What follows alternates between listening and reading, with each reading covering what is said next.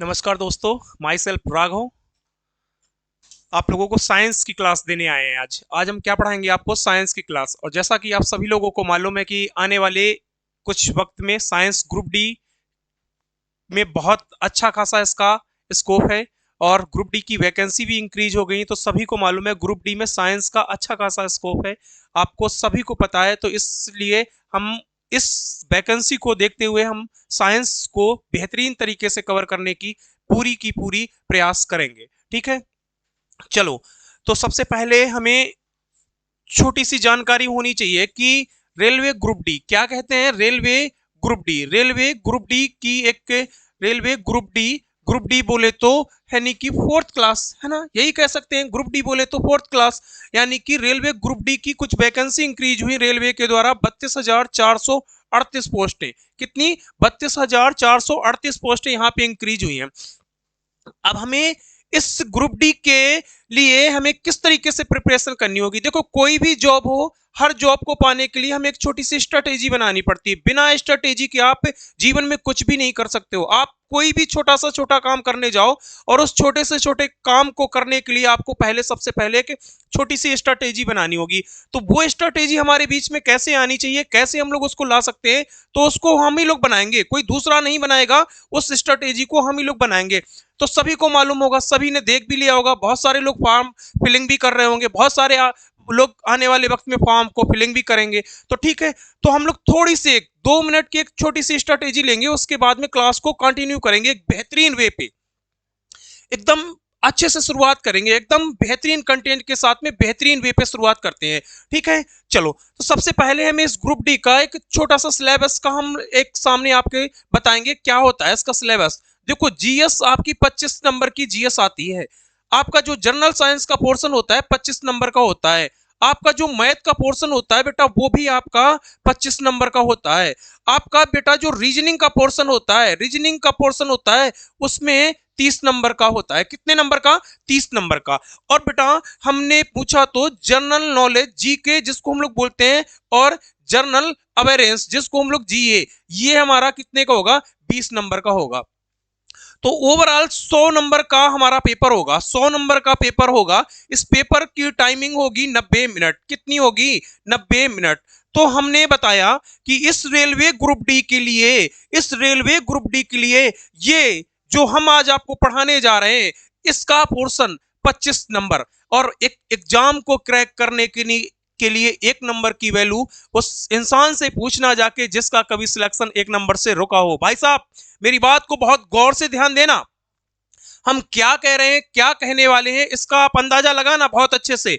Be serious होकर सोचना हम कहने वाले क्या है। कि एक एग्जाम को क्रैक करने के लिए 1 नंबर की वैल्यू उस इंसान से पूछना जाके जिसका कभी सिलेक्शन 1 नंबर से रुका हो, और एक एग्जाम को क्रैक करने के लिए उस इंसान से पूछना जाके जिसका सिलेक्शन कभी 1 नंबर से हुआ हो। मे बी एग्जाम्पल्स के तौर पे समझते हैं, यानी कि कोई वैकेंसी है, यानी कि ऐसे सोच लो 68,500 वैकेंसी, एक टीचिंग की वैकेंसी आई थी, उसमें जो फाइनल मेरिट गई थी वो 67 नंबर से गई थी। कितने नंबर से? 67 नंबर से। अब जिस किसी व्यक्ति का अगर 66 नंबर स्कोर रहा होगा तो उससे पूछना जाके वो इस 1 नंबर को जीवन में कभी नहीं भूल पाएगा। वो पूरे जीवन पर्यंत उस 1 नंबर को कभी नहीं भूल सकता है।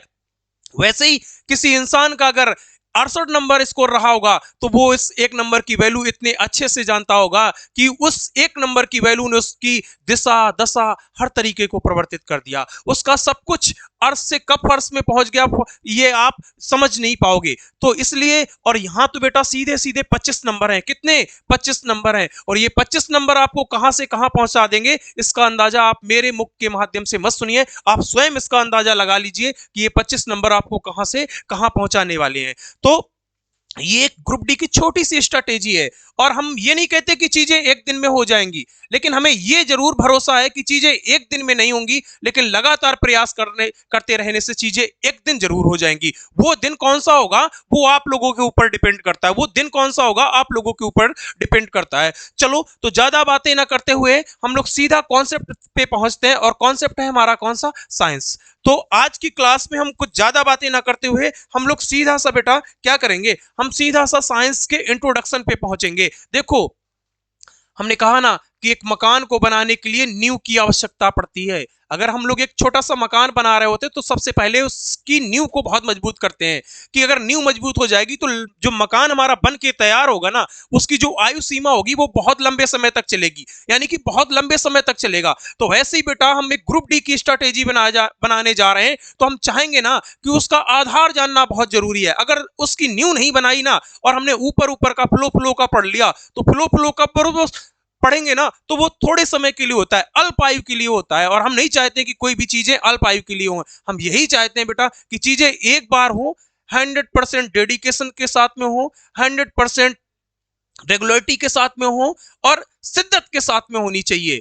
मिथ्या वाला कोई काम नहीं होना चाहिए, झूठा वाला काम कोई नहीं होना चाहिए। अगर लगे हो, अगर सच में आपकी चेष्टा है ग्रुप डी की जॉब की, तो फिर जी जान से लगना, रात दिन एक कर देना और आप इस जॉब को पा जाओगे। ठीक है, तो उसी लेवल पे हम आज साइंस का इंट्रोडक्शन, क्या बेटा हम लोग एक नए कॉन्सेप्ट की तरफ बढ़ रहे हैं जिसका हम लोग पढ़ना स्टार्ट करेंगे, साइंस इंट्रोडक्शन। साइंस इंट्रोडक्शन, देखो ये ही हमें अगर नहीं पता होगा क्या होती है साइंस, कहां से आया साइंस वर्ड, किस भाषा का शब्द है, क्या इसका रीजन्स होता है, किसको इसको खोजने वाले व्यक्ति कौन है, कितने पार्ट होते हैं, कौन से पार्ट का कौन हिस्सा होता है, तो ये सारी चीजें हमें नहीं पता होंगी, तो एक तरीके से आपका साइंस का जो इंट्रोडक्शन है, साइंस की जो नींव है, वो आपकी नहीं बन पाएगी। तो सबसे पहले हम लोग पढ़ेंगे, हमें भी पता है कि साइंस के अंतर्गत क्या होता है, ये है साइंस, ये है साइंस। और हमने कहा साइंस के अंदर होता क्या है, साइंस के 3 पार्ट होते हैं। एक होता है बायोलॉजी, सबको पता है, हर बच्चे को पता होगा। एक होता है बायोलॉजी और एक होती है फिजिक्स, एक होती है फिजिक्स और एक होती है केमिस्ट्री, एक होती है केमिस्ट्री। तो ये चीज तो ओवरऑल सभी को पता होगी ना। तो जो चीज सबको पता है तो वो तो हमें पता ही रखनी है, और जो औरों को नहीं पता है हमको वो भी पता रखनी है। वो कैसे, वो ऐसे हम बताते हैं आपको। वो कैसे हम लोग पता करते हैं वो हम लोग बताते हैं, कैसे पता करना है। देखो सबसे पहले हम लोग क्या करेंगे बेटा, सबसे पहले हम लोग साइंस को पढ़ने से पहले साइंस का पूरा इंट्रोडक्शन कवर करेंगे। देखो साइंस, हमने कहा साइंस को हम लोग क्या कहते हैं बेटा, साइंस को हम लोग कहते हैं, साइंस को हम लोग कहते हैं बेटा क्या, साइंस को हम लोग कहते हैं विज्ञान, हिंदी में कहते हैं विज्ञान।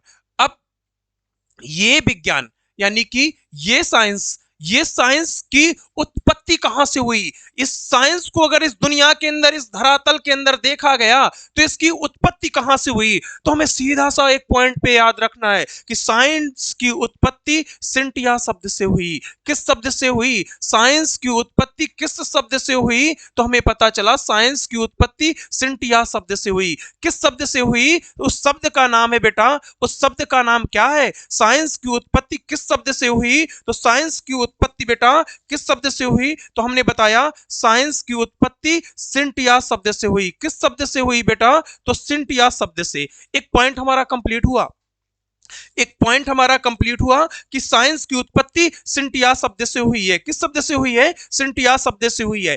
अब बात करें कि ये सिंटिया किस भाषा का शब्द है, ये सिंटिया किस भाषा का शब्द है, तो हमें पता होना चाहिए ये सिंटिया लैटिन भाषा का शब्द है। किस भाषा का शब्द है, तो लैटिन भाषा का शब्द है। सिंटिया किस भाषा का शब्द है, तो लैटिन भाषा का शब्द है। तो देखो साइंस का इंट्रोडक्शन हम लोग पढ़ने जा रहे हैं, और इसको पढ़ते पढ़ते हमें पता चला, हमने कहा कि साइंस की उत्पत्ति कहां से हुई, सिंटिया शब्द से हुई। किस शब्द से हुई, सिंटिया शब्द से हुई। ये सिंटिया किस भाषा का शब्द है, तो लैटिन भाषा का शब्द है। किस भाषा का शब्द है, तो लैटिन भाषा का शब्द है।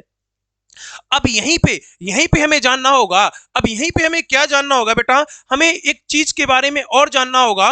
वो क्या है, लोग कहते हैं ना कि साइंस की परिभाषा क्या होती है, विज्ञान की परिभाषा क्या होती है। देखो अब आप ये ना कहना विज्ञान की परिभाषा, विज्ञान की परिभाषा। अब आप ये ना कहना कि भैया आप साइंस पढ़ाने आए हो या हमें 9th हाई स्कूल की क्लास पढ़ाने आए हो, तो ये बात आप ना कहना।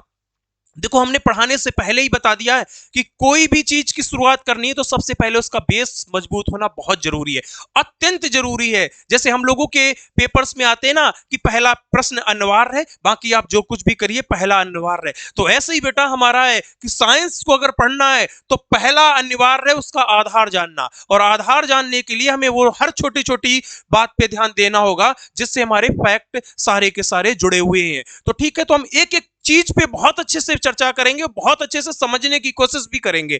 ठीक है, वक्त लगेगा, उस वक्त को हम लगाएंगे भी, वक्त लगेगा उस वक्त को हम लगाएंगे भी, लेकिन वो वक्त हमें क्या दे के जाएगा वो आने वाला वक्त आपको बताएगा।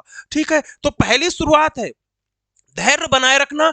मैं गारंटी लेता हूं कि अगर हम साइंस आपको पढ़ाएंगे तो आपको वो 25 नंबर हम आपको कैसे दिलाएंगे वो मेरी रिस्पॉन्सिबिलिटी है। हाँ, जो हम पढ़ाएंगे वो आपको पढ़ना होगा, गाइडेंस मेरा रहेगा, डेडिकेशन मेरा रहेगा, लेकिन अथक मेहनत और कठोर परिश्रम किसको करना होगा, वो आपको करना होगा। तो हम दोनों लोग मिलके, हमारे सारे दोस्त मिलके ऐसे बेहतरीन वे पे पढ़ाई करेंगे और साइंस का डर पूर्णता रूप से हम लोग खत्म करेंगे। यानी कि साइंस बोले तो Raghav sir, my name is Raghav, तो साइंस बोले तो राघव सर। ठीक है, चलो अब हमने कहा साइंस की परिभाषा, तो ये बच्चों के मन में क्वेश्चन आया कि बताओ भैया साइंस की परिभाषा तो हम लोग 9th और हाई स्कूल में याद करते थे, वो परिभाषा थी किसी वस्तु के बारे में, किसी वस्तु के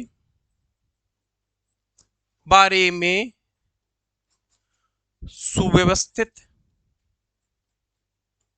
किसी वस्तु के बारे में सुव्यवस्थित, सुसंगठित, सुसंगठित एवं क्रमबद्ध, एवं क्रमबद्ध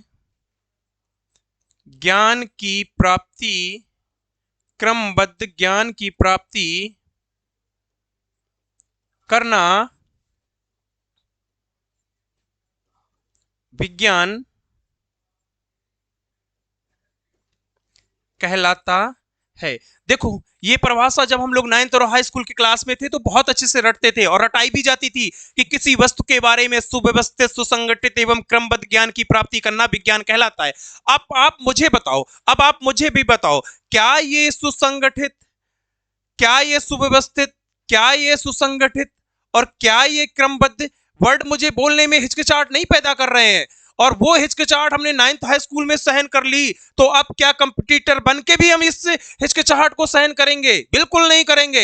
अब हमें एक कंपटीटर, और कंपटीटर का एक ही काम होता है अच्छे अच्छे शॉर्ट्स नोट्स तैयार करना। देखो जिंदगी शॉर्ट्स नहीं जीनी है, जिंदगी को शॉर्ट्स नहीं जीना है, जिंदगी में शॉर्टकट का फार्मूला नहीं अपनाना है, जिंदगी को जैसे जीना है वो अपने हिसाब से जीना है। लेकिन नोट को, अगर नोटबुक को आप शॉर्टकट्स बनाते हो तो वो आपको प्लस पॉइंट दे के जाएंगे। तो नोटबुक्स को हम शॉर्टकट करेंगे, जिंदगी को शॉर्टकट नहीं करेंगे। जिंदगी जैसे जीनी है वो हमें अपने अकॉर्डिंग जीनी है, बाकी नोटबुक्स को कैसे बनाएंगे वो शॉर्टकट से बनाएंगे। तो ये परिभाषा तो हमने 9th और हाई स्कूल में कवर की। अब इसी परिभाषा को हम लोग क्या करते हैं बेटा, इसी परिभाषा को हम लोग मॉडिफाई करके, यानी मॉडिफाई बोले तो इसी परिभाषा में हम लोग चेंजेस लाके अपने कंपटीटर के हिसाब से इस परिभाषा को हम लोग कवर करते हैं। हमने कहा किसी भी वस्तु के बारे में, यानी कि हमने कहा किसी भी वस्तु के बारे में, किसी भी वस्तु के, किसी भी वस्तु के बारे में, यानी कि किसी भी वस्तु के बारे में, यानी कि अगर हम लोग इसको सीधे सीधे अर्थ से कहें, सीधे सीधे अर्थ से कहें कि किसी भी वस्तु के बारे में, यानी कि संसार की कोई भी वस्तु, यानी कि हम इसको कह सकते हैं संसार की कोई भी वस्तु, संसार की कोई भी वस्तु, संसार की कोई भी वस्तु, संसार की कोई भी वस्तु, किसी भी वस्तु के बारे में, यानी कि संसार की कोई भी वस्तु, यानी कि संसार की कोई भी वस्तु, और संसार की जितनी भी वस्तुएं हैं वो सारी की सारी क्या है बेटा, द्रव्य है। क्या है? द्रव्य है। द्रव्य बोले तो इसको हम लोग इंग्लिश में कहते हैं मैटर। क्या कहते हैं? मैटर। यानी कि किसी भी वस्तु की जगह हम लोग लिख सकते हैं संसार की कोई भी वस्तु, यानी कि संसार की कोई भी वस्तु का मतलब द्रव्य, यानी कि दुनिया के अंदर जो कुछ भी आज मुझे दिख रहा है सारा का सारा क्या है? द्रव्य है। क्या है? द्रव्य है। ये ब्लैक बोर्ड, ये मार्कर, ये सब कुछ, क्योंकि द्रव्य की परिभाषा, क्योंकि द्रव्य की परिभाषा हमें क्या बताती है, आप लोग इसको समझना, क्योंकि द्रव्य की परिभाषा हमें क्या बताती है, आओ इस पे बात करते हैं। द्रव्य की परिभाषा हमसे कहती है कि द्रव्य वह होता है जिसमें कुछ ना कुछ भार होता है, जो कुछ ना कुछ स्थान घेरती है वो होता है द्रव्य। द्रव्य की परिभाषा कहती है जिसमें कुछ ना कुछ भार हो, जो कुछ ना कुछ स्थान घेरती हो, वो क्या है? वो सारे के सारे द्रव्य है। आप बताओ, ये मार्कर है, अगर हमने इसको ब्लैक बोर्ड पे ऐसे टच किया तो हमें पता चल गया कि इस मार्कर ने इस ब्लैक बोर्ड की कुछ जगह को कवर कर लिया। इस मार्कर को हमने अपने हाथ पे रखा, ऐसे रखा, अब यहां पे रख लिया तो हमें पता चला कि इसने हाथ की कुछ जगह को बहुत अच्छे से कवर कर लिया है। अब इसको हमने अपने हाथ पे रखा तो इसका कुछ ना कुछ अपने आप में भार है, चाहे भले ही 50 ग्राम का हो। अगर हमने इसको रखा तो इसने कुछ ना कुछ आकार घेरा है, यानी कि ये क्या हुआ, द्रव हुआ। और द्रव की परिभाषा कहती है, द्रव की परिभाषा कहती है जिसमें कुछ ना कुछ भार हो, जो कुछ ना कुछ स्थान घेरती हो, वो सारे के सारे द्रव होते हैं। और संसार की सारी वस्तुएं द्रव हैं, यानी कि संसार की सारी वस्तुएं द्रव हैं, यानी कि किसी भी वस्तु के बारे में, यानी कि दुनिया के अंदर, इस धरातल के अंदर मुझे जो कुछ भी दिख रहा है सारा का सारा क्या है बेटा, द्रव है। तो हम क्यों ही ना इसको अपने फॉर्म में मतलब अपनी छोटी सी परिभाषा को हम लोग इंक्लूड करते हुए इस साइंस की परिभाषा को कह सकते हैं कि द्रव के बारे में, द्रव के बारे में, किसके बारे में, द्रव के बारे में, द्रव के बारे में, द्रव के बारे में ज्ञान की प्राप्ति करना, द्रव के बारे में ज्ञान की प्राप्ति करना, ज्ञान की प्राप्ति करना क्या कहलाता है, विज्ञान कहलाता है। देखो वो परिभाषा मुझे नहीं याद करनी है, द्रव्य के बारे में ज्ञान की प्राप्ति करना विज्ञान कहलाता है। देखो वो हमने 9th हाई स्कूल में याद की थी, अब नहीं याद करनी है।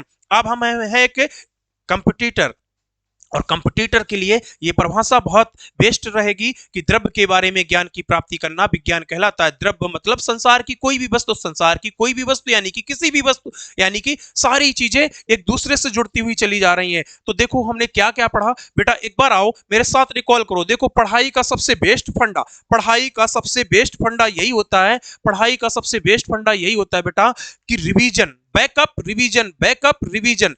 आप कितने भी अच्छे टीचर से पढ़ लो, कितना भी बेस्ट कंटेंट पढ़ लो, यकीन मानना मेरी बात को, जब तक आपने उस चीज को बैकअप नहीं लिया, जब तक आपने उस चीज का रिवीजन नहीं किया, तो वो कितना भी बेस्ट कंटेंट हो, कितना भी बड़ा टीचर हो, कितना भी अच्छा पढ़ाता हो, वो सारा का सारा बेकार है। और आप एक छोटे टीचर से पढ़िएगा लेकिन आपको उसकी चीजें समझ आ रही हैं, आप उसके कंटेंट को फॉलो कर रहे हो, आप उसका नोटबुक्स बना रहे हो। देखो किस बहुत बड़े एक साइकोलॉजिस्ट ने कहा है कि जिसका जितना ज्यादा पेन चलता है उसका उतने ज्यादा माइंड भी चलता है। हम तो ये कहते हैं ना कि पढ़ाई करने वाले हर स्टूडेंट को डेली बेसिस पे बहुत सारा कार्य करना चाहिए, डेली बेसिस पे लिखना चाहिए। जितना पेन चलेगा उतना आपका माइंड चलेगा, जाहिर सी बात है। तो जितना ज्यादा लिखोगे उतनी ही ज्यादा आपको चीजें याद होंगी। देखो सबका अलग अलग फंडा होता है, सबका अलग अलग फंडा होता है। कोई लर्न कैसे करता है, कोई लिख कर लर्न करता है, कोई लिख कर, कोई ऐसे याद करता है। तो वो सबका अपना अपना अलग अलग है, ठीक है। तो हमने देखो हमने क्या क्या पढ़ा, एक बार मेरे साथ रिकॉल करो। रिकॉल का मतलब हम लोग क्या करेंगे, हम लोग इसको समझने की कोशिश करेंगे। क्या करेंगे, हम लोग इसको समझने की कोशिश करेंगे। देखो हमने पढ़ाना स्टार्ट किया साइंस, क्या पढ़ाना स्टार्ट किया, साइंस। हमने कहा साइंस से बोले तो विज्ञान, हमने कहा इसकी उत्पत्ति सिंटिया शब्द से, किस शब्द से, सिंटिया शब्द से। हमने कहा साइंस किस भाषा का शब्द है, तो हम बता देंगे लैटिन भाषा का शब्द है। हमने कहा साइंस की परिभाषा क्या है, किसी वस्तु के बारे में सुव्यवस्थित, सुसंगठित एवं क्रमबद्ध ज्ञान की प्राप्ति करना विज्ञान कहलाता है। हमने इसी परिभाषा को मॉडिफाई करके, हमने कहा किसी भी वस्तु के स्थान, किसी भी वस्तु के बारे में, यानी कि संसार की कोई भी वस्तु, संसार की जितनी भी वस्तुएं सारी द्रव्य हैं, वो हमें भली बात ही पता है। जब सारी द्रव्य है तो हमने कहा द्रव्य के बारे में ज्ञान की प्राप्ति करना विज्ञान कहलाता है। तो साइंस की डिफिनीशन हमने कवर कर ली, साइंस की उत्पत्ति कहां से हुई वो भी हमने पता कर लिया, किस शब्द से हुई वो भी हमने पता कर लिया, किस भाषा का शब्द है वो भी हमने पता कर लिया।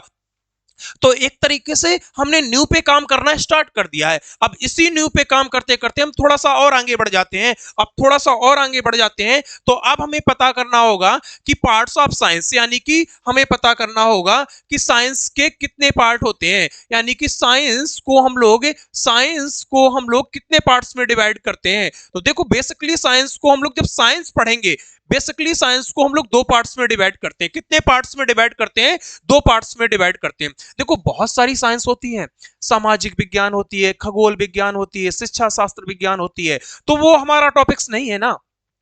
जो हमारा टॉपिक्स है, हमारा अभी फिलहाल का टॉपिक सिर्फ साइंस, साइंस बोले तो जनरल साइंस, तो हम लोग बेसिकली उसी पार्ट्स को डिवाइड करेंगे। ना ही हमें सामाजिक विज्ञान पढ़नी है, ना ही हमें खगोल विज्ञान पढ़नी है, ना ही हमें शिक्षा शास्त्र विज्ञान पढ़नी है। हमें पढ़ना क्या है, जो हमारे साइंस का पार्ट है। तो देखो, इस साइंस को हम लोग कितने दो पार्ट्स में डिवाइड करते हैं। एक साइंस होती है जिसका नाम होता है नेचुरल विज्ञान। क्या नाम होता है? Natural science. क्या नाम होता है? Natural science. ठीक है, एक पार्ट हो गया। पहले पार्ट का नाम है नेचुरल साइंस, और दूसरे पार्ट का नाम है बेटा, दूसरे पार्ट का नाम है फिजिकल साइंस। क्या नाम है बेटा? Physical science. Physical science. देखो, फिजिकल साइंस। अब इसी फिजिकल साइंस को अगर हम लोग हिंदी में लिखें तो इसको लिख देते हैं व्यवहारिक विज्ञान। क्या कह देते हैं? व्यवहारिक विज्ञान। व्यवहारिक विज्ञान। व्यवहारिक विज्ञान। ठीक है, आई होप, मुझे भरोसा है कि आपको ये सारी चीजें बहुत अच्छे से समझ आ रही होंगी, और धीरे धीरे और आएंगी। देखो, हमने बार बार कहेंगे उस चीज को कि चीजें एक दिन में नहीं होती हैं, लेकिन लगातार प्रयास करने पे चीजें एक दिन जरूर हो जाती हैं। तो वो दिन हम लाने की कोशिश करेंगे। हम ये नहीं चाहेंगे कि डायरेक्ट मेरा सब कुछ हो जाए। डायरेक्ट होता ही नहीं है, ये सीधा सीधा मिथ्या है, और मिथ्या पे हमें बिलीव नहीं करना है। हमें सच को जानना है, और सच के साथ पढ़ाई करनी है, और सच के साथ रहते रहते हुए सारे कार्य भी करने हैं। तो हमने कहा साइंस को दो पार्ट्स में डिवाइड किया। एक नेचुरल साइंस, इसको हम लोग बोलते हैं प्राकृतिक विज्ञान। क्या बोलते हैं? इसको हम लोग बोलते हैं प्राकृतिक विज्ञान। इसको हम लोग क्या कहते हैं बेटा? प्राकृतिक विज्ञान। और इसको हम लोग कहते हैं व्यवहारिक विज्ञान। प्राकृतिक विज्ञान और व्यवहारिक विज्ञान, ये है दो साइंस के पार्ट। अब इन्हीं पार्ट्स के भी दो पार्ट्स होते हैं। देखो, प्राकृतिक विज्ञान के भी दो पार्ट होते हैं।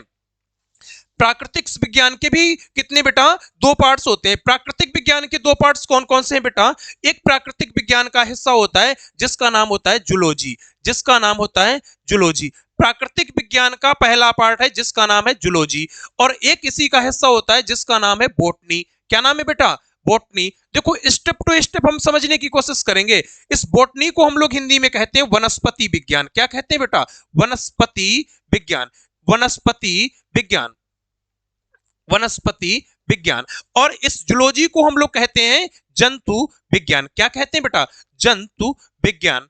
जंतु विज्ञान। तो देखो, ये चीज हमें समझ आ गई होगी कि प्राकृतिक विज्ञान के दो हिस्से, पहले हिस्से का नाम है बेटा, पहले हिस्से का नाम है जूलॉजी, दूसरे हिस्से का नाम है बॉटनी। और हमने कहा जूलॉजी को बोलते हैं जंतु विज्ञान, और बॉटनी को बोलते हैं वनस्पति विज्ञान। तो बताओ, कोई लॉजिक? बिल्कुल भी लॉजिक नहीं, बिल्कुल इजी सा हो गया। अब आओ यहां पे आते हैं। अब हम लोग फिजिकल साइंस को भी कितने बेटा?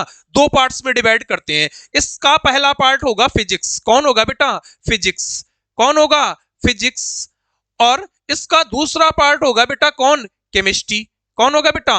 केमिस्ट्री। तो देखो, फिजिकल साइंस के दो पार्ट्स, फिजिक्स और केमिस्ट्री। आपसे कोई पूछ दे, बताओ फिजिक्स किसका पार्ट है? फिजिकल साइंस का पार्ट है। केमिस्ट्री किसका पार्ट है? फिजिकल साइंस का पार्ट है। अब फिजिक्स को हम लोग क्या बोलते हैं बेटा? भौतिक विज्ञान। क्या कहते हैं? भौतिक विज्ञान।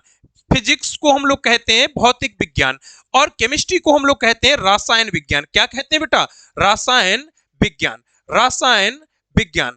रसायन विज्ञान। तो देखो, साइंस साइंस को दो पार्ट्स में डिवाइड किया। पहले पार्ट का नाम नेचुरल साइंस, बोले तो प्राकृतिक विज्ञान। दूसरे पार्ट का नाम फिजिकल साइंस, बोले तो व्यवहारिक विज्ञान। अब हमने कहा प्राकृतिक साइंस के भी दो पार्ट। प्राकृतिक साइंस के भी कितने बेटा? दो पार्ट। पहले पार्ट का नाम है जूलॉजी, और दूसरे पार्ट का नाम है बॉटनी। ऐसे बेटा व्यवहारिक साइंस के भी, जो व्यवहारिक विज्ञान है, उसके भी दो पार्ट। पहले पार्ट का नाम है फिजिक्स, और दूसरे पार्ट का नाम है बेटा केमिस्ट्री। तो ये चीज भी हमारी यहां से कंप्लीट हो गई। पार्ट्स ऑफ साइंस को भी हमने बहुत अच्छे से कवर कर लिया। हमने क्या क्या कवर कर लिया? देखो, साइंस किस शब्द से बना? सिंटिया शब्द से बना। हमने कहा सिंटिया किस भाषा का शब्द है? हम आसानी से बता ले जाएंगे, लैटिन भाषा का शब्द है। हमने कहा कि साइंस की डिफिनेशन क्या है? हम नहीं बताएंगे। किसी वस्तु के बारे में सुव्यवस्थित, सुसंगठित एवं क्रमबद्ध ज्ञान की प्राप्ति करना विज्ञान कहलाता है। हम बिल्कुल भी नहीं बताएंगे। हम सीधा सा बताएंगे किसी भी वस्तु, यानी कि संसार की कोई भी वस्तु, संसार की सारी वस्तुएं द्रव्य है, तो हम सीधी सी डिफिनेशन बताएंगे, द्रव्य के बारे में ज्ञान की प्राप्ति करना विज्ञान कहलाता है।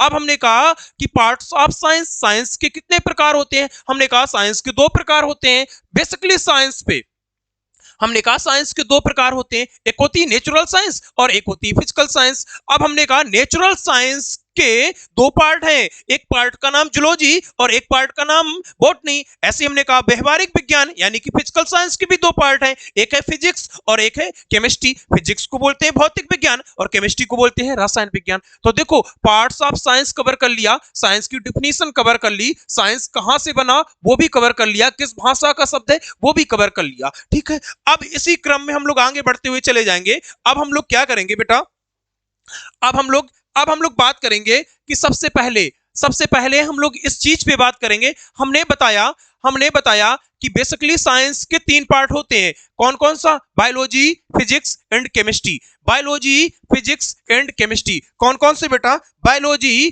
Physics and chemistry. एक होता है बायोलॉजी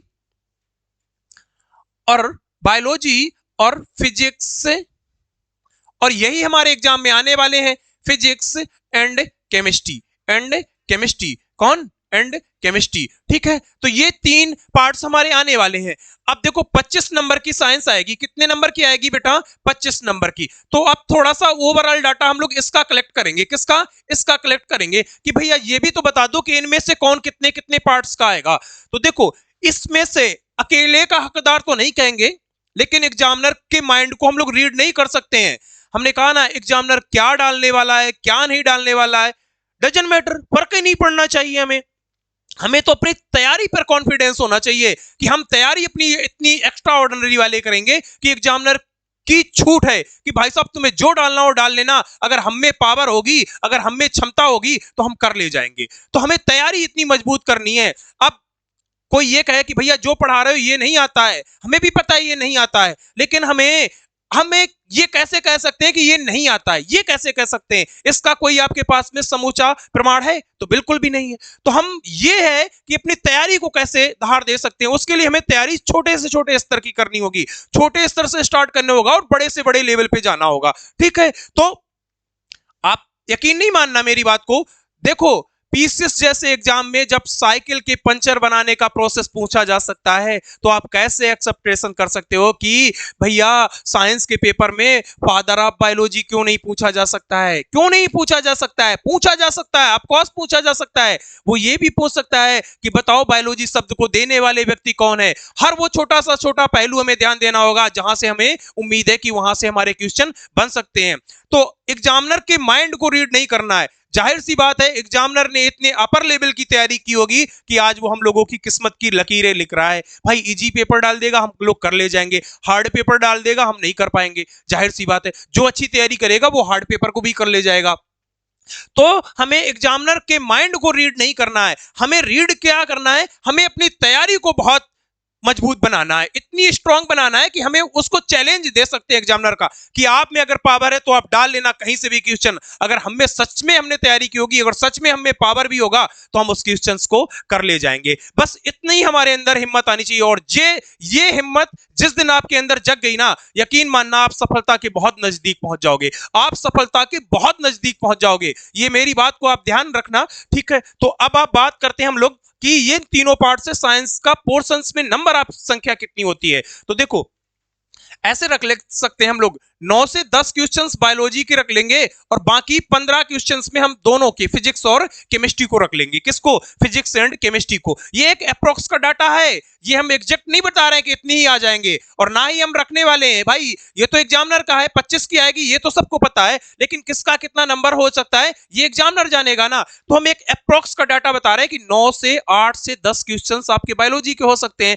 बाकी का बचा हुआ पार्ट जो 17, अगर 8 क्वेश्चन तो मान लो 17 क्वेश्चन, यानी कि बाकी की फिजिक्स केमिस्ट्री हो जाएंगे, फिजिक्स केमिस्ट्री हो जाएंगे। तो हमें 17 और 8 25, ठीक है। तो देखो हमें ऐसे हमने एक रख लिया अप्रोक्स का डाटा कि बायोलॉजी में 9 से 10 क्वेश्चन होंगे और फिजिक्स में और केमिस्ट्री दोनों से मिला के 15 क्वेश्चन, एक अप्रोक्स का डाटा। तो यानी कि नंबर ऑफ क्वेश्चंस की संख्या देखेंगे तो मुझे थोड़ा सा लग रहा है कि बायोलॉजी से थोड़ा ज्यादा है, ठीक है। और बायोलॉजी आपका रेलवे से लेके आप किसी भी एग्जाम्स में जाओ हमेशा वेटेज बायोलॉजी का ज्यादा रहता है। रेलवे में हालांकि फिजिक्स बहुत पूछता है, फिजिक्स सबको पता है, फिजिक्स बहुत पूछता है, लेकिन हर बच्चे के मुंह से यही आवाज निकलती है भैया फिजिक्स, भैया फिजिक्स। आपने कभी ये सोचा, मैंने कभी नहीं सुना किसी बच्चे के मुंह से कि भैया बॉटनी, भैया बॉटनी। और इस बार एग्जामिनर ने क्या किया कि लोग फिजिक्स फिजिक्स रटते हैं, ऐसा करते हैं फिजिक्स को कम करके हम बॉटनी के क्वेश्चन डाल देते हैं। और अभी जो भी टेक्नीशियन एएलपी जितने भी एग्जाम हुए भाई साहब, बॉटनी से भर भर के क्वेश्चन आए, एक एक शिफ्ट में 4-4 5-5 6-6 क्वेश्चन है। और 4-5-6 क्वेश्चंस आप अंदाजा लगा सकते हो आपकी मेरिट को कहां से कहां पहुंचाएंगे, इसका अंदाजा आप स्वयं लगा सकते हो, हम नहीं बता सकते हैं। ठीक है, तो बॉटनी से क्वेश्चन डालना स्टार्ट कर दिया है। बॉटनी भी हमारा किसका, नेचुरल साइंस का पार्ट है, तो हम उसको भी कवर करेंगे। हम एक एक हर छोटे छोटे पहलू को लेके चलेंगे और छोटे छोटे स्तर से धीरे धीरे स्टेप टू स्टेप हम लोग बड़े स्तर तक पहुंच जाएंगे। ठीक है, चलो, तो ये एक छोटा सा डाटा है जो रेलवे ग्रुप डी का है। ठीक है, अभी फिलहाल में हमारा फोकस कहां पे है, वहीं पे है। ठीक है, चलो अब हम लोग बात करते हैं, अगर हम लोग बात करते हैं कि हम पढ़ने जा रहे हैं साइंस, साइंस में हम लोगों ने एक पहला हिस्सा बताया जो है बायोलॉजी का। तो अब अगर हम लोग बात करें कि फादर ऑफ बायोलॉजी कौन है, father of biology, father of biology, एक छोटा सा क्वेश्चन हमेशा पूछा जाता है कि फादर ऑफ बायोलॉजी, जिसको यकीन नहीं होता ना उसको हम प्रमाण भी लाके देंगे कि हाँ यहां से भी क्वेश्चन पूछा जाता है। हाँ भाई, यहां से भी क्वेश्चन पूछा जाता है। वो कैसे पूछा जाता है, आइए आप समझते हैं हम लोग। हमने कहा कि father of biology, father of biology कौन है, तो हमारा उत्तर होगा बेटा कि फादर ऑफ बायोलॉजी जो है उनका नाम है अरस्तु। क्या नाम है बेटा, उनका नाम है अरस्तु। अब इन्हीं अरस्तु महोदय को हम लोग ऐसे भी लिख देते हैं एरिस्टोटल। कैसे लिख देते हैं, एरिस्टोटल। अब इन्हीं अरस्तु महोदय को हम लोग ऐसे भी लिख देते हैं, कैसे लिख देते हैं, एरिस्टोटल, एरिस्टोटल। ठीक है, एरिस्टोटल। तो देखो अब बच्चा कंफ्यूज हो जाएगा कि भैया आपने बताया कि बायोलॉजी के पिता, यानी कि बायोलॉजी के पिता यानी कि जीव विज्ञान के पिता, हिंदी में बोले तो इसको हम लोग कह सकते हैं जीव विज्ञान के पिता। जीव विज्ञान के पिता, जीव विज्ञान के पिता कौन है, तो हम बता ले जाएंगे बेटा, जीव विज्ञान के पिता अरस्तु महोदय हैं। अब इन्हीं को हम लोग इंग्लिश में लिखते हैं तो लिख देते हैं एरिस्टोटल के नाम से। किस नाम से बेटा, एरिस्टोटल के नाम से। अब इन्हीं को हम लोग, इसी इंग्लिश को हम लोग ऐसे भी लिख सकते हैं, एरिस्टोटल को हम लोग ऐसे भी लिख सकते हैं। और आप यकीन नहीं मानोगी मेरी बात को कि राजस्थान की एक बहुत ही बहुचर्चित एग्जाम जिसका नाम होता है रीट, जिसका नाम होता है रीट, और रीट जैसे पेपर में एक सीधा सा इजी सा क्वेश्चन आया है कि जीव विज्ञान के पिता कौन है, और उसने ऑप्शन में 4 वैज्ञानिकों का नाम डाला हुआ है। और ना ही अरस्तु महोदय को उन्होंने ऐसे लिखा और ना ही उन्होंने अरस्तु महोदय को ऐसे लिखा, और उन्होंने ऐसे लिख दिया। अब बच्चा कंफ्यूज है कि भैया ने तो अरस्तु बताया था और यहां कहां आया अरस्तु। तो हम लोग देखो, हमने कहा ना कि जो सबको पता है ना वो तो हमें पता ही होना चाहिए, जो औरों को नहीं पता है ना हमें वो भी पता करना है, तभी तो हम औरों से हट के होंगे। भाई सीधी सी बात है, सीधी सी बात है कि वैकेंसी है 32,438, कितनी है, और फॉर्म की संख्या बेटा जाएगी अप्रोक्स में कितनी, 1.5 करोड़। ऐसे मान लो अप्रोक्स में, मान लो 1.5 करोड़। तो बेटा ये 1.5 करोड़ जो फॉर्म डालने वाले बच्चे होंगे, क्या ये सभी हो जाएंगे, बिल्कुल भी नहीं होंगे। होंगे कितने, 32,438। तो जाहिर सी बात है ये 32,438 जो भी बच्चे होंगे बेटा, ये इन 1.5 करोड़ में से इनसे ज्यादा जानकारी रखते होंगे, इनसे ज्यादा यूनिक होंगे। जो सबको पता होगा वो तो इन 32,438 स्टूडेंट को आता ही होगा, बाकी जो औरों को नहीं पता होगा वो भी इनको सारा का सारा आता होगा, वो भी इनको सारा का सारा आता होगा।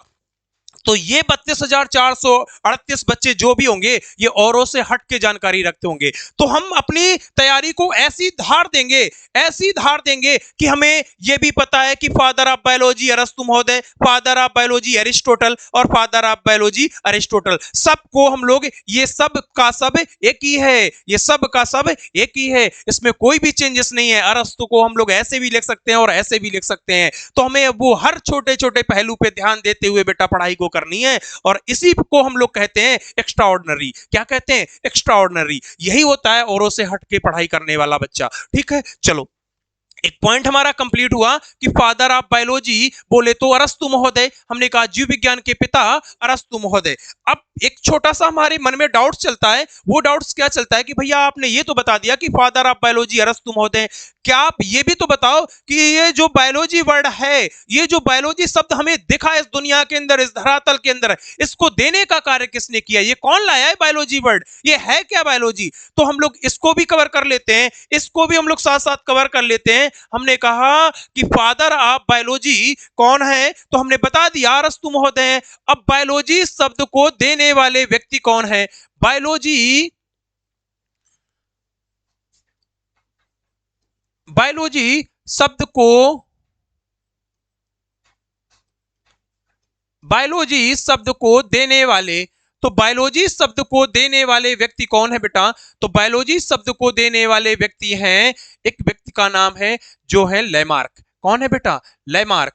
बायोलॉजी शब्द को देने वाले, बायोलॉजी शब्द को देने वाले व्यक्ति हैं लेमार्क, और एक व्यक्ति हैं जिनका नाम है ट्रेवी रेनस, एक व्यक्ति हैं जिनका नाम है ट्रेवी रेनस। क्या नाम है, ट्रेवी रेनस। देखो बायोलॉजी शब्द को देने वाले व्यक्ति का नाम है ट्रेवी रेनस और एक व्यक्ति का नाम है लेमार्क। ठीक है, देखो ये ट्रेविरेनस बेटा कहां से बिलोंग करते थे, तो ये ट्रेविरेनस बेटा जर्मनी से बिलोंग करते थे। कहां से, जर्मनी से बिलोंग करते थे। कहां से, जर्मनी से बिलोंग करते थे। लेमार्क महोदय कहां से आते थे बेटा, तो ये बेटा आते थे फ्रांस से। कहां से आते थे, फ्रांस से। हमें दो जानकारी मिल गई कि बायोलॉजी शब्द को देने वाले व्यक्ति का नाम है लेमार्क और ट्रेविरेनस। अब यहीं पे एक छोटा सा और एक डाउट अपना क्लियर कर लेंगे कि ये बायोलॉजी शब्द को दिया किसने किसने, एक लेमार्क और एक ट्रेविरेनस। इस शब्द को देने का जो कार्य इन्होंने किया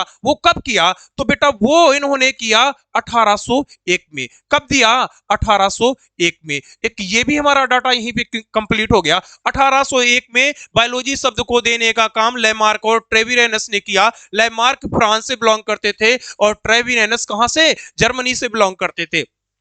अब छोटी सी एक जानकारी देखो, ये हमारा पोर्शन नहीं है लेकिन जो वर्ड हमें मिल रहा है तो उसकी जानकारी हम लोग लेते चलते हैं भाई, नुकसान नहीं करेगा, ये चीजें आपकी बेनिफिट्स में ही जाएंगी। देखो लेमार्क, वही लेमार्क जहां सुरा और सुंदरियों का देश कहलाया जाता है, वही लेमार्क जहां सुरा और सुंदरियों का देश कहलाता है। सुरा और सुंदरियों का देश कौन होता है बेटा, सुरा और सुंदरियों का देश कौन है, यही लेमार्क है। देखो आता है, ये स्टैटिक्स का पोर्शन है, साइंस का पोर्शन नहीं है, लेकिन हम जानकारी है तो खराब नहीं जाएगी। कभी पूछा जा सकता है बताओ सुरा और सुंदरियों का देश किसे कहते हैं, तो हम बताएंगे बेटा सुरा और सुंदरियों का देश किसे कहते हैं, फ्रांस को कहते हैं। किसे कहते हैं, फ्रांस को कहते हैं। वही फ्रांस जहां शैंपेन शराब बनती है, जो हम लोग पार्टी में इसका यूज करते हैं ना, शैंपेन शराब, जो आप देखते होगे ना, जब भी कभी कोई बर्थडे फंक्शन हो, कोई एंगेजमेंट हो, या कोई इंडिया जब विक्ट्री की थी वर्ल्ड कप की, तो देख रहे थे ना ऐसे ऐसे जो हम लोग ऐसे ऐसे हिलाते हैं ना, वही होती है हमारी शैंपेन शराब,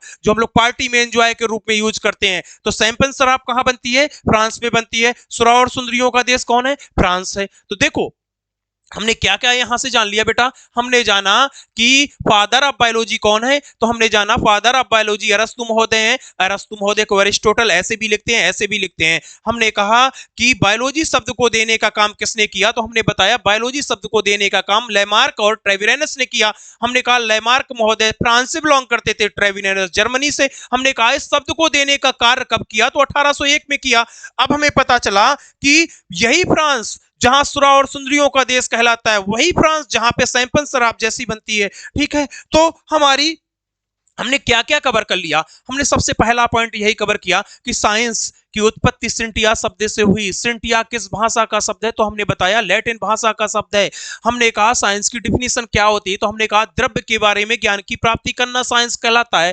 हमने कहा साइंस के कितने पार्ट्स होते हैं, हमने कहा साइंस के दो पार्ट्स होते हैं, natural science and physical science. और हमने कहा नेचुरल साइंस के भी दो पार्ट होते हैं, कौन कौन, बॉटनी एंड जूलॉजी। हमने कहा फिजिकल साइंस के भी दो पार्ट होते हैं, फिजिक्स एंड केमिस्ट्री। हमने बताया कि इस अकॉर्डिंग टू वेटेज, हमने कहा वेटेज किसका ज्यादा होता है, तो हमने कहा बायोलॉजी का वेटेज ज्यादा होता है, तो हमने बायोलॉजी को पढ़ना पहले ज्यादा अच्छा समझा। हमने कहा फादर ऑफ बायोलॉजी, तो हमने कहा अरस्तु महोदय। अरस्तु महोदय को अरिस्टोटल भी लिखते हैं। ठीक है, हमने बताया कि इस बायोलॉजी शब्द को देने का कार्य किसने किया, तो हमने बताया इस बायोलॉजी शब्द को देने का काम 1801 में लैमार्क और ट्रेविरेनस, दो वैज्ञानिक थे, लैमार्क और ट्रेविरेनस। अब हमने कहा लैमार्क कहां से बिलोंग करते थे, तो हमने बताया लैमार्क महोदय बेटा फ्रांस से बिलोंग करते थे। हमने कहा ट्रेविरेनस कहां से करते थे, तो हमने बताया जर्मनी से करते थे। यहीं लगे हाथों हमने 2 पॉइंट और भी कंप्लीट करा दिए आपको। हमने कहा वही फ्रांस जहां सुरा और सुंदरियों का देश कहलाता है। हमने कहा वही फ्रांस जहां पे शैंपेन शराब बनती है।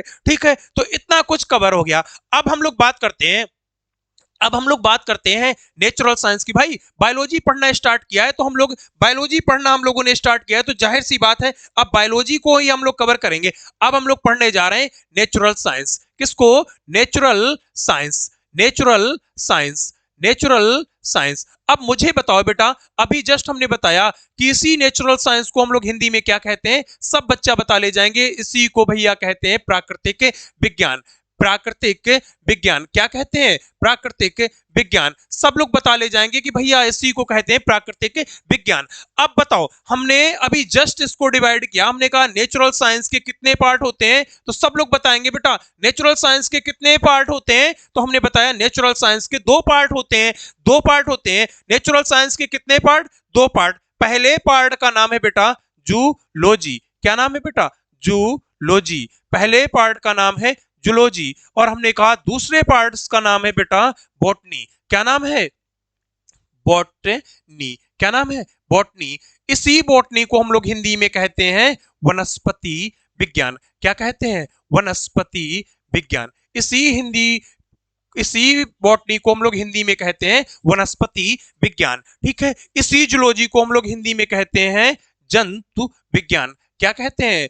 जंतु विज्ञान, जंतु विज्ञान। ठीक है, तो ये सारे के सारे किसके पार्ट हैं बेटा? ये सारे के सारे किसके पार्ट हैं? तो ये सारे के सारे बेटा नेचुरल साइंस के पार्ट हैं। किसके पार्ट हैं? प्राकृतिक विज्ञान के पार्ट है। प्राकृतिक विज्ञान के 2 पार्ट हो गए बेटा, एक पार्ट है जिसका नाम जूलॉजी और एक पार्ट है जिसका नाम बॉटनी। बॉटनी को बोले तो वनस्पति विज्ञान और जूलॉजी बोले तो जंतु विज्ञान। आइए अब समझते हैं एक एक पॉइंट पे कि क्या होता है जंतु विज्ञान, क्या होता है जंतु विज्ञान। तो देखो, इसको समझने के लिए हम लोग एक एक पॉइंट पे ध्यान देंगे, अच्छे से एक एक पॉइंट पे ध्यान देंगे। सबसे पहले कि जू अर्थात क्या होता है बेटा? जू अर्थात एनिमल, जू अर्थात एनिमल, एनिमल अर्थात जंतु। ठीक है, चलो। जू और लोगस, जूलॉजी को अगर हम लोग तोड़ें तो जू प्लस लोगस, लोगस का मतलब होता है अध्ययन करना, लोगस का मतलब होता है अध्ययन करना, लोगस का मतलब होता है अध्ययन करना। तो ठीक है, तो अब देखो जूलॉजी को हमने 2 पार्ट्स में डिवाइड किया, जू और प्लस लोगस। तो जू का मतलब जंतु और लोगस का मतलब अध्ययन करना। तो सीधा सा एक फंडा निकल के आया कि जूलॉजी के अंतर्गत हम लोग किस चीज का अध्ययन करते हैं, तो हमें पता चला जूलॉजी के अंतर्गत हम लोग किसका अध्ययन करते हैं? जंतुओं का अध्ययन करते हैं। किसका अध्ययन करते हैं? जीव जंतुओं का अध्ययन किसके अंतर्गत? जूलॉजी के अंतर्गत करते हैं। जंतुओं का अध्ययन किसके अंतर्गत करते हैं बेटा? जंतुओं का अध्ययन जूलॉजी के अंतर्गत करते हैं। अब यहीं पे एक पॉइंट और बनेगा बेटा कि बताओ फादर ऑफ जूलॉजी कौन है, यानी कि जूलॉजी यानी कि जंतु विज्ञान के पिता कौन है? जंतु विज्ञान के पिता कौन है? जंतु विज्ञान के पिता कौन है? तो देखो जंतु विज्ञान के पिता, या इसी को हम लोग इंग्लिश में लिख दें, इसी को हम लोग इंग्लिश में लिख दें, इसी को हम लोग इंग्लिश में लिख दें ऐसे बेटा कि father of zoology, father of zoology, father of zoology कौन है? तो हम बता देंगे बेटा कि फादर ऑफ जूलॉजी हैं जिनका नाम है बेटा, जिनका नाम है अरस्तु महोदय। क्या नाम है? अरस्तु महोदय। इन्हीं अरस्तु महोदय को हम लोग कैसे लिख रहे थे अभी जस्ट थोड़ी देर पहले? एरिस्टोटल के नाम से। कैसे बेटा? एरिस्टोटल के नाम से। तो देखो हमारा एक ये भी पॉइंट यहीं पे कंप्लीट हो गया, यहीं पे ये भी पॉइंट कंप्लीट हो गया कि फादर ऑफ जूलॉजी कौन है? अरस्तु महोदय। कौन है? अरस्तु महोदय। और फादर ऑफ जूलॉजी अरस्तु महोदय और फादर ऑफ बायोलॉजी अरस्तु महोदय। तो देखो कंफ्यूज नहीं होना, फादर ऑफ बायोलॉजी की बात करेगा अरस्तु महोदय और फादर ऑफ जूलॉजी की बात करेगा अरस्तु महोदय। ठीक है, अब यहीं पे एक पॉइंट लिखेंगे कि ये अरस्तु महोदय, यही अरस्तु महोदय ने क्या किया बेटा? 500 प्रकार के, कितने? 500 प्रकार के 500 प्रकार के जीव जंतुओं पर 500 प्रकार के जीव जंतुओं पर 500 प्रकार के जीव जंतुओं पर क्या किया? 500 प्रकार के जीव जंतुओं पर अध्ययन किया और अध्ययन करके बेटा इन्होंने एक अपनी बुक लिख दी। उस बुक का नाम क्या है बेटा? उस बुक का नाम जानना बहुत जरूरी है। देखो हम ऐसे नहीं पढ़ेंगे, हमने कहा था हम औरों से हट के पढ़ने वाले हैं। हमने कहा कि अरस्तु महोदय की बुक का नाम क्या है? तो देखो अरस्तु महोदय की बुक का नाम बेटा है, क्या है उस बुक का नाम? हिस्टोरिया एनिमैलियम। हिस्टोरिया एनिमैलियम। हिस्टोरिया एनिमैलियम। देखो कभी नहीं याद करना है इस बुक को, और ना ही कभी याद करना भी, कभी ना याद करना, क्योंकि याद करने लायक इसमें कुछ है ही नहीं। हिस्ट्री, हिस्टोरिया का मतलब हिस्ट्री, हिस्टोरिया का मतलब हिस्ट्री, और हिस्ट्री का मतलब होता है इतिहास। क्या होता है बेटा? हिस्ट्री का मतलब होता है इतिहास, और एनिमल का मतलब जंतु, एनिमल का मतलब जंतु, यानी कि जंतुओं का इतिहास जानना है हिस्टोरिया एनिमैलियम। बताओ हम लोग नहीं कह देते, जैसे कभी किसी से बात कर रहे हो अगर कोई बीच में बोल दे तो हम लोग नहीं कह देते भाई साहब आप शांत रहो, आप शांत रहो, आपका तो हम एक एक इतिहास जानते हैं, आप शांत रहो, आपका तो एक एक इतिहास जानते हैं, आप शांत रहो, आपका तो हम एक एक इतिहास जानते हैं। तो यानी कि इतिहास यानी कि उसकी आपकी पूरी कथनी और करनी सब जानता है वो व्यक्ति। तो बस वही बात तो हो गई, वही बात हो गई। हिस्ट्री का मतलब इतिहास और एनिमल का मतलब जंतु, यानी कि जंतुओं का इतिहास, यानी कि जंतुओं का इतिहास मतलब जंतुओं का इतिहास इसमें लिखा गया। 500 प्रकार के जीव जंतुओं पर अध्ययन करके क्या लिख दिया इन्होंने? जंतुओं का इतिहास इसमें लिख दिया, जंतुओं का इतिहास इसमें इन्होंने लिख दिया। उस बुक का नाम आप लोग याद रखना है, हिस्टोरिया एनिमैलियम। तो देखो हमने जूलॉजी के अंतर्गत क्या क्या पढ़ लिया बेटा? हमने कहा जू अर्थात एनिमल, लोगस अर्थात अध्ययन करना, यानी कि जंतुओं का अध्ययन करना। जीव विज्ञान के अंतर जूलॉजी के अंतर्गत हम किसका अध्ययन करते हैं? तो जंतुओं का अध्ययन करते हैं। हमने कहा जंतु विज्ञान के पिता यानी कि फादर ऑफ जूलॉजी कौन है? अरस्तु महोदय हैं। हमने कहा 500 प्रकार के जीव जंतुओं पर अरस्तु महोदय ने अध्ययन किया और इन्होंने एक बुक लिखी जिस बुक का नाम है हिस्टोरिया एनिमैलियम।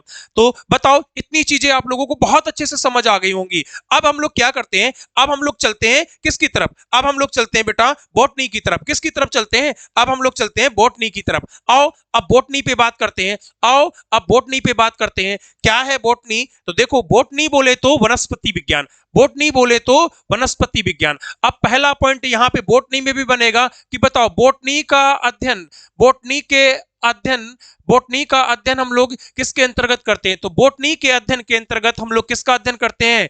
पेड़ पौधों का अध्ययन करते हैं। किसका अध्ययन करते हैं बेटा? पेड़ पौधों का, पेड़ पौधों का अध्ययन, पेड़ पौधों का अध्ययन किसके अंतर्गत?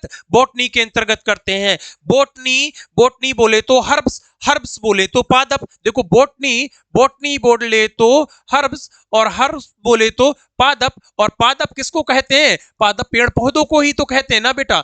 तो बॉटनी के अंतर्गत किसका अध्ययन करते हैं? तो हमने कहा बॉटनी के अंतर्गत पेड़ पौधों का अध्ययन करते हैं। किसका अध्ययन करते हैं? पेड़ पौधों का अध्ययन करते हैं।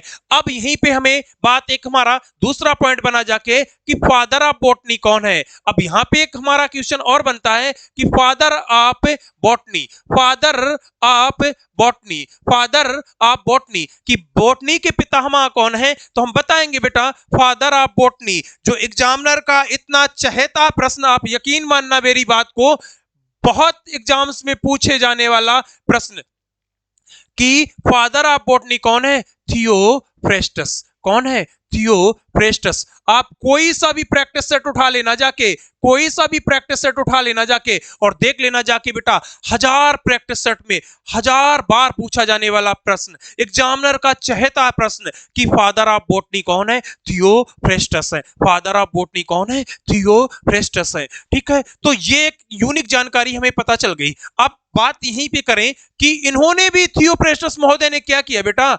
ये भी महाशय ऐसे थे कि उन्होंने भी 500 प्रकार के, कितने? 500 प्रकार के पेड़ पौधों पर, 500 प्रकार के पेड़ पौधों पर, 500 प्रकार के पेड़ पौधों पर अध्ययन किया। 500 प्रकार के पेड़ पौधों पर अध्ययन किया, 500 प्रकार के पेड़ पौधों पर अध्ययन किया, और इन्होंने भी एक अपनी बुक लिख दी जिस बुक का नाम बेटा क्या है? तो सब लोग बताएंगे उस बुक का नाम है हिस्टोरिया एनिमैलियम। क्या नाम है? हिस्टोरिया एनिमैलियम। क्या नाम है बेटा? हिस्टोरिया एनिमेलियम। तो ये भी हमें बुक्स नहीं याद करनी है। अब क्यों नहीं याद करनी है? वही बात आ गई जो हमने अभी पहले पढ़ी, वही बात आ गई। हिस्ट्री, हिस्टोरिया अर्थात हिस्ट्री यानी कि इतिहास, और हिस्टोरिया एनिमेलियम नहीं बेटा, इसको लिखेंगे हिस्टोरिया प्लांटेनम। इसको क्या लिखेंगे बेटा? इसको क्या लिखेंगे? इसको लिखेंगे बेटा, इसको लिखेंगे, इसको लिखेंगे हिस्टोरिया प्लांटेनम। क्या लिखेंगे? इसको लिखेंगे बेटा हिस्टोरिया प्लांटेनम। क्या लिखेंगे? प्लांटेनम। देखो हिस्टोरिया एनिमेलियम किसकी है? वो तो अरस्तु महोदय की है। हिस्टोरिया प्लांटेनम किसकी है बेटा? वो है थियोफ्रेस्टस महोदय की। किसकी है? थियोफ्रेस्टस महोदय की। अब देखो हिस्टोरिया का मतलब हिस्ट्री, हिस्टोरिया का मतलब हिस्ट्री, और प्लांट का मतलब पेड़ पौधे। प्लांट का मतलब क्या होता है बेटा? पेड़ पौधे। तो हमें पता चल गया हिस्ट्री का मतलब होता है इतिहास, यानी कि पेड़ पौधों का इतिहास जानना। इसके अंतर्गत क्या जानेंगे? पेड़ पौधों का इतिहास। तो देखो हमने क्या क्या पढ़ लिया। हमने साइंस के, नेचुरल साइंस के पार्ट बॉटनी एंड जूलॉजी को कवर किया। वो कैसे कवर किया? हमने कहा जूलॉजी बोले तो जंतु विज्ञान। हमने कहा जंतु विज्ञान के अंतर्गत जीव जंतुओं का अध्ययन करते हैं। हमने कहा फादर ऑफ जूलॉजी, हमने कहा अरस्तु महोदय। हमने कहा अरस्तु महोदय ने 500 प्रकार के जीव जंतुओं पर अध्ययन किया और इन्होंने एक बुक लिख दी जिस बुक का नाम है हिस्टोरिया एनिमेलियम। ऐसी बेटा हमने बॉटनी की तरफ पढ़ना स्टार्ट किया। हमने कहा बॉटनी के अंदर हम लोग क्या पढ़ते हैं? हमने कहा बॉटनी बोले तो वनस्पति विज्ञान। हमने कहा वनस्पति विज्ञान के अंतर्गत हम लोग पेड़ पौधों का अध्ययन करते हैं। किसका अध्ययन करते हैं? पेड़ पौधों का अध्ययन करते हैं। और हमने कहा कि फादर ऑफ बॉटनी थियोफ्रेस्टस महोदय, इन्होंने भी क्या किया बेटा? 500 प्रकार के पेड़ पौधों पर अध्ययन किया और इन्होंने भी एक बुक लिखी जिस बुक का नाम है हिस्टोरिया प्लांटेनम। तो देखो आई होप, मुझे पूरा भरोसा है कि आप लोगों को ये सारी चीजें बहुत अच्छे से कवर हुई होंगी और बहुत अच्छे से समझ भी आया होगा। देखो हम बार बार चीजें कहेंगे कि चीजें एक बार में नहीं होती हैं, लेकिन छोटे छोटे हम लोग प्रयास करते रहेंगे ना तो चीजें एक दिन अवश्य हो जाएंगी। ये गारंटी है मेरी, चीजें एक दिन अवश्य हो जाएंगी। बस उस दिन के लिए हमें तैयारी करनी है, हमें एक दिन में नहीं करना है।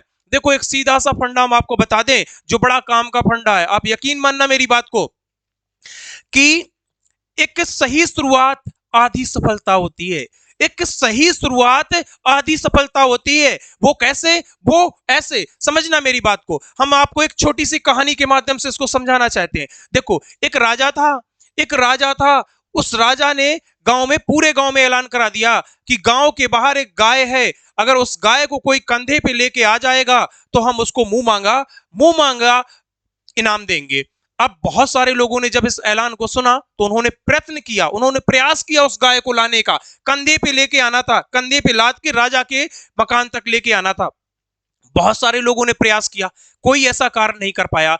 एक शख्स आया, उसने कहा राजा साहब आप मुझे 2 साल का वक्त दीजिए, मैं गाय को कंधे पे लेके आ जाऊंगा। तो राजा ने कहा जाइए, आपको 2 साल का वक्त दिया।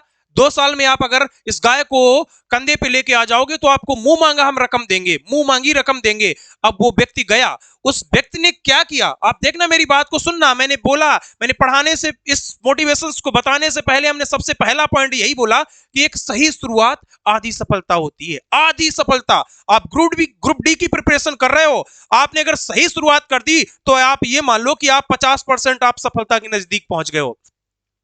आधी सफलता होती है। वो व्यक्ति जो गया 2 साल का वक्त लेके, उसने क्या किया? उसने एक छोटी सी बछिया ली, 2-2.5 साल की बछिया ली और उस बछिया को प्रतिदिन अपने कंधे पे चढ़ाता था। प्रतिदिन कंधे पे चढ़ा के उसका भार सहता था और प्रतिदिन लगातार उस कार्य को उसने 2 साल किया। और वो जब उस बछिया को लाया था तो वो बछिया 2.5 साल की थी और जैसे 2 साल बीते, 2 साल बीतने के बाद में वो बछिया हो गई 4.5 साल की। यानी कि वो बछिया, 2.5 साल की बछिया 4.5 साल की जब एज में पहुंच गई तो वो क्या बन गई? गाय बन गई। क्या बन गई? गाय बन गई। और उस व्यक्ति ने डेली उस बछिया को उठाता था और धीरे धीरे वो गाय में तब्दील हो गई और उस व्यक्ति की उठाने की भी क्षमता धीरे धीरे बढ़ती गई और उस बछिया का भी भार धीरे धीरे बढ़ता गया और वो बछिया 2 साल बाद गाय बन गई। और उस व्यक्ति ने उस बछिया को, यानी कि गाय में परिवर्तित होने के बाद में उसका पूरा वजन उठाने लगा। और एक दिन वो आया कि उसी बछिया को गाय के रूप में अपने कंधे पे लेके राजा के दरवाजे में पहुंच गया। राजा ने देखा, राजा बड़ा आश्चर्यचकित हो गया, बोला ये तुमने कैसे कर लिया? तब उसने बताया कि एक सही शुरुआत आधी सफलता होती है। उसने शुरुआत कैसे की थी? छोटे छोटे स्टेप से डेली डेली उसका वेट बढ़ता गया, डेली वो उठाता गया, डेली उसका वेट बढ़ता गया, डेली वो उठाता गया। और इस कहानी से मुझे एक यही सीख मिली बेटा कि हम छोटे छोटे प्रयास करेंगे। हम ये नहीं कहते कि आप एक दिन में पूरी साइंस पढ़ जाओगे, एक दिन में पूरी मैथ पढ़ लोगे, एक दिन में पूरी रीजनिंग पढ़ लोगे। ये सारी बातें आपको मनगढ़ंत बातें हैं जो आपको एहसास तो दिलाएंगी खुशी का, एक दिन में हो जाएगा, एक महीने में हो जाएगा, लेकिन हकीकत में जब इनके अंदर जाओगे तो एक दिन में आपको कुछ होने जैसा नजर नहीं आएगा। तो इसलिए हम यही कहते हैं कि एक सही शुरुआत आधी सफलता होती है। तो उस सही शुरुआत का आप वेट ना करिएगा, मेरी बात को आप अपने जहन में याद रख लेना कि एक सही शुरुआत आधी सफलता है। तो उस सही शुरुआत की शुरुआत मुझे आज ही से करनी है। अगर किसी भी बच्चे ने यह सोच लिया कि हम शुरुआत करेंगे, अभी तो फॉर्म डालेंगे, फिर एग्जाम डेट आएगी, फिर आने वाले कुछ समय बाद हम तैयारी करना स्टार्ट करेंगे, तो फिर उस शख्स के लिए मेरे पास सीधा सीधा अर्थ है कि वो फिर पीडीएफ का इंतजार ना करे,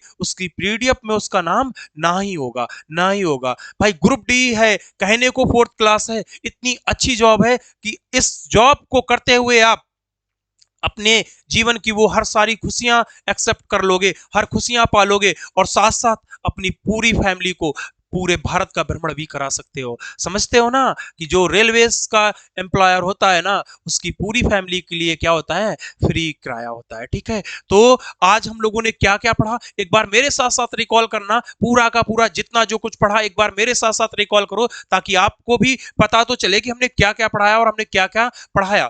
ठीक है, तो देखो आज हमने साइंस का इंट्रोडक्शन दिया, और साइंस के इंट्रोडक्शन में हमने बताया कि साइंस शब्द की उत्पत्ति सिंटिया शब्द से हुई, और सिंटिया किस भाषा का शब्द है, तो लैटिन भाषा का शब्द है। हमने बताया कि साइंस की डिफिनेशन क्या होती है, तो हमने बताया साइंस की डिफिनेशन होती है बेटा कि द्रव्य के बारे में ज्ञान की प्राप्ति करना विज्ञान कहलाता है। हमने कहा साइंस के दो पार्ट्स होते हैं, natural science and physical science. Natural science बोले तो प्राकृतिक विज्ञान, और फिजिकल साइंस बोले तो व्यवहारिक विज्ञान। हमने कहा नेचुरल साइंस के भी दो पार्ट होते हैं, जूलॉजी एंड बॉटनी। ऐसे फिजिकल साइंस के भी दो पार्ट होते हैं, फिजिक्स एंड केमिस्ट्री। तो आगे चल के फिजिक्स और केमिस्ट्री पे भी बातें करेंगे, अभी फिलहाल में किस पे बातें कर रहे हैं, बायोलॉजी पे बातें कर रहे हैं। अब हमने बताया कि जो बायोलॉजी वर्ड मुझे मिला, ये देने का कार्य किसने किया, तो फादर ऑफ बायोलॉजी अरस्तु महोदय, इनको हम अरिस्टोटल के भी नाम से जानते हैं। हमने कहा कि बायोलॉजी शब्द को देने वाले व्यक्ति कौन थे, तो हमने कहा लेमार्क थे और ट्रेविरेनस थे। कब दिया, 1801 में दिया। हमने कहा लेमार्क कहां से बिलोंग करते थे, फ्रांस से करते थे। हमने कहा ट्रेविरेनस कहां से आते थे, हमने कहा जर्मनी से आते थे। हमने कहा वही फ्रांस जहां सुरा और सुंदरियों का देश होता है। हमने कहा वही फ्रांस जहां शैंपेन शराब बनती है। फिर हमने क्या किया, हमने नेचुरल साइंस के दोनों पार्ट्स जूलॉजी एंड बॉटनी पे चर्चा करना स्टार्ट किया। हमने कहा जूलॉजी के अंतर्गत किसका अध्ययन करते हैं, तो जू अर्थात जुआ, जू अर्थात जुआ। जुआ कहां होता है, आज के 5 से 10-15 साल पहले हम लोगों के बालों में जुआ हो जाते थे ना, वो जुआ। तो यानी कि जू अर्थात जुआ, जुआ बोले तो जंतु है, वो हमारा खून चूसने का काम करता था। क्या करता था, हमारा खून चूसने का काम करता था। आजकल तो जुए हुए मिलते नहीं है बालों में, क्यों, आजकल तो इतनी केमिकल की शैम्पू चल गई है कि जुए की तो गोली मारो अच्छे खासे बाल भी खत्म हो जाते हैं लोगों के। तो हमने कहा जू अर्थात जुआ, जुआ से याद रखेंगे जंतु विज्ञान, तो यानी कि जूलॉजी के अंतर्गत जंतुओं का अध्ययन करते हैं। फिर हमने कहा फादर ऑफ जूलॉजी कौन है, तो हमने कहा अरस्तु महोदय हैं। फिर हमने कहा कि जो अरस्तु महोदय हैं, इन्होंने 500 प्रकार के जीव जंतुओं पर अध्ययन किया, और इन्होंने एक बुक लिख दी, जिस बुक का नाम है बेटा, जिस बुक का नाम है हिस्टोरिया एनिमेलियम। हिस्टोरिया एनिमेलियम ऐसी बेटा। फिर हमने वनस्पति विज्ञान की तरफ पढ़ना स्टार्ट किया। हमने कहा वनस्पति विज्ञान बोले तो, वनस्पति विज्ञान बोले तो हमने कहा इसको कहते हैं बॉटनी, और बॉटनी के अंतर्गत किस चीज का अध्ययन करते हैं, तो हमने कहा पेड़ पौधों का अध्ययन बॉटनी के अंतर्गत करते हैं। हमने कहा फादर ऑफ बॉटनी कौन है, तो हमने कहा थियोफ्रेस्टस महोदय। हमने कहा थियोफ्रेस्टस ने भी वही काम किया कि 500 प्रकार के पेड़ पौधों पर अध्ययन करके और एक बुक लिखी, जिस बुक का नाम है हिस्टोरिया प्लांटेनम। तो इस तरीके से हमने पूरे के पूरे बायोलॉजी के इंट्रोडक्शन को कवर कर लिया। तो आई होप, मुझे पूरा भरोसा है कि आप लोगों को ये चीजें बहुत अच्छे से समझ आई होंगी, बहुत अच्छे से समझ आई होंगी। तो चलो फिर आज हम अपनी क्लास को यहीं तक रखते हैं, मिलते हैं नेक्स्ट क्लास में। तब तक के लिए ऑल द बेस्ट। अच्छे से सभी लोग पढ़ाई करिएगा, बहुत अच्छे से सभी लोग पढ़ाई करिएगा। और साथ साथ क्लास को एंड करते करते हम 2 लाइनों का एक बड़ा ही सुंदर मोटिवेशन आपके सामने सुनाने जा रहे हैं, जिससे आपको जरूर कुछ ना कुछ थोड़ा बहुत इफेक्ट पड़ेगा। कहते हैं ना कि तिनका तिनका जोड़े जा, तिनका तिनका जोड़े जा, जो मिला है ओढ़े जा, तिनका तिनका जोड़े जा, जो मिला है ओढ़े जा। ऊपर बैठे मुंशी ने रख रखा है तेरी हर कोशिश का हिसाब, तू बस अपने काम को अपने काम से जोड़े जा। चलते रहियो रुकियो ना, राह मुड़ेगी डरियो ना, लोग बहुत कुछ कहेंगे तुम उनकी परवाह करियो ना। लोगों का काम ही होता है बेटा कहना, लोगों का काम ही होता है कहना, तो लोग बहुत कुछ कहेंगे तुम उनकी परवाह करियो ना। एक माटी का दिया पूरी रात अंधियारे से लड़ता है, तू तो भगवान का दिया हुआ है, तू किस बात से डरता है। जय हिंद, मिलते हैं नेक्स्ट क्लास में, तब तक के लिए ऑल द बेस्ट।